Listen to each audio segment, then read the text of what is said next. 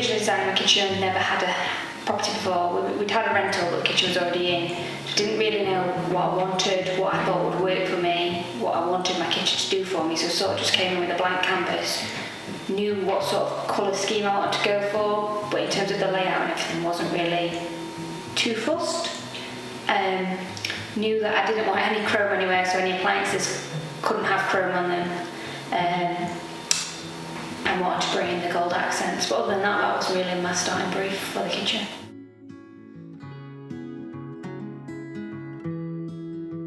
It was just an empty shell, so I had 2 windows and 4 walls to start with. Originally my kitchen was going to go in the other room, but we decided that this was a better space with the 2 double-ended large windows. It gave a great flow of light through the kitchen space. And it was a more usable space. Could put an island in, couldn't do that in the other room, so hence why we decided to swap over.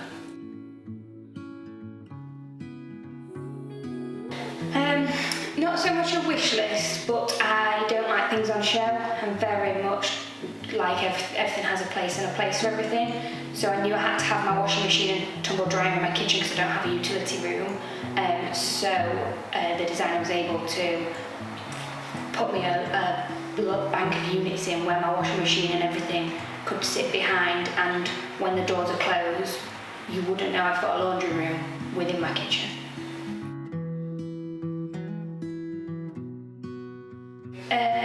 So we spoke a great deal that I didn't like the idea of just a hole to plonk a washing machine in, or even a washing machine with a door, or where would you put any folded clothes and all your laundry bits, like your detergents and stuff. So I knew I needed a space that could house everything while being closed off, but still incorporated in the kitchen.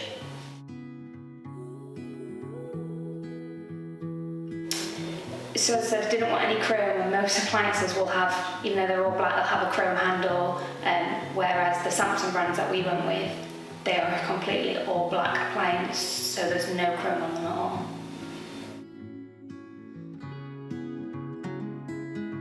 To bring the kitchen back into budget, it's just that I mix and match some of my appliances. Most people, I think, tend to go for, if you've got a hot point oven, you go for hot point everything. I've got a mix and match of hot point, Samsung, some essentials range to try and just bring the kitchen back into budget a little bit, rather than having to blow the full budget on all Samsung appliances.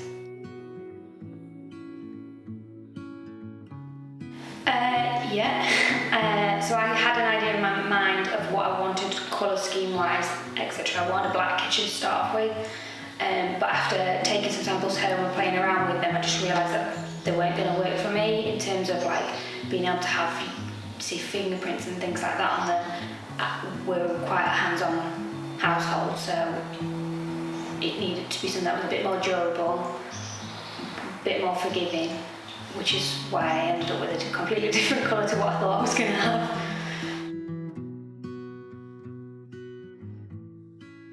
No, we didn't actually, because we were a new build. It was a little bit easier because we had the plans from first fix, so we were able to put provisions in for everything and not have to then start stripping back plasters or working around things that were already in, such as sockets, switches, that kind of thing. We were able to put those around the kitchen rather than the other way around.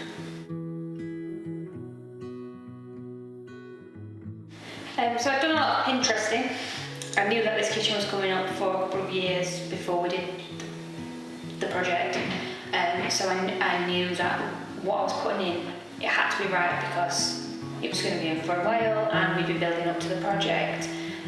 So I did a lot of Pinteresting. I originally thought I wanted a flat door, handleless, black kitchen, black worktop, very dark, but with the gold. I always knew I wanted gold. I felt like chrome had gone, and I had in my head I was not having grey because grey had been there and done that. But I realised while we were still living where we were living at the time, we had a gloss kitchen and it held every finger mark. We didn't have, and it was handleless. We were going for a matte flat door, but I still knew that by not having handles, it was going to drive me mad that you would get finger marks on every cupboard door. So I sat down with the designer at the time and spoke about that, and we decided that we could do a flat door but put handles on it. But when I saw that, it just didn't wow me. I'd seen quite a few shaky kitchens at the time that had a traditional style to them but more of a modern flair on them, by not having a grain door, by having a smooth door. It gave it that more modern feel to a traditional kitchen, which is how I came to the kitchen that I've got today. And the black door, again, I felt it showed quite a lot of marks, which is how I ended up with grey, but a very, very dark version of grey.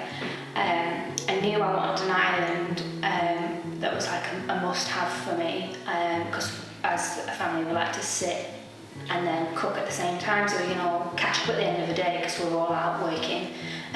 So I knew it had to have an island with a hob on it so that we could sit, chat and cook at the same time. It had to have the wow factor, and as I said, it had to be able to be used in a way where we could all enjoy it together rather than feeling like you're stood cooking while everybody else is somewhere else. So the space is really usable. What we've designed I love and I wouldn't change it. I've got a functional kitchen where we can sit and enjoy, entertain as a family, sit and cook together and talk about our days and just catch up together, spend time together as a family. I've also got the fact that I don't have to see anything, and I love that. I love the minimalistic feel of my kitchen. I've got so much storage. I've got empty cupboards that I just can't fill because of how much storage the kitchen has provided me with. I love it. I love it as much today as I did the day it was installed.